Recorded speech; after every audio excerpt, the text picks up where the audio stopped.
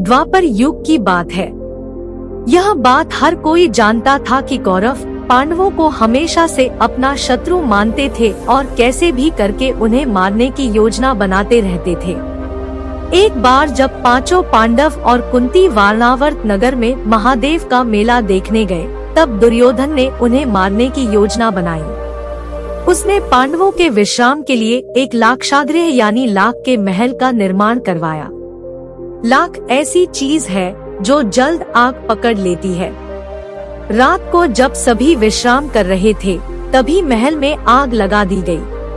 पांडवों को इस बात का पता पहले से ही चल गया था, इसलिए उन्होंने महल के अंदर सुरंग बना दी थी और वो सभी उस सुरंग के रास्ते सुरक्षित बाहर निकल गए। वहां से निकलकर वो सभी जंगल में पहुँचे और रात गुजारने के लिए एक जगह रुक गए। भीम ने कहा कि आप सभी सो जाइए, मैं यहाँ पर पहरा देता हूँ। उसी जंगल में एक हिडिंब नाम का राक्षस अपनी बहन हिडिंबा के साथ रहता था।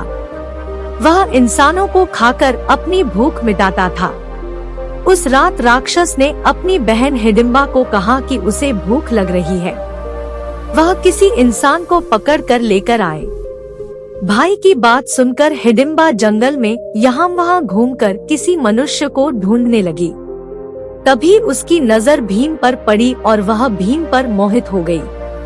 उसने मन में सोचा कि अगर मैं विवाह करूंगी तो इस महापुरुष से ही करूंगी, अन्यथा अपने प्राण त्याग दूंगी।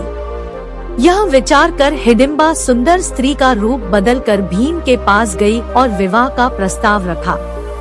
जब इस बात का पता उसके राक्षस भाई को चला, तो वह अपनी बहन को मारने के लिए दौड़ा।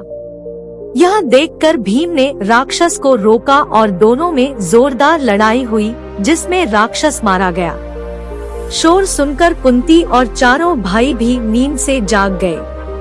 हिडिंबा ने फिर से भीम को विवाह करने का प्रस्ताव दिया, जिसे भीम ने ठुकरा दिया, लेकिन माता कुंती के समझाने पर हाँ कर दी। भीम और हिडिंबा का गंधर्व विवाह जंगल में संपन्न हुआ और कुछ समय बाद उनके घर एक पुत्र का जन्म हुआ। उसका नाम घटोत्कच रखा गया।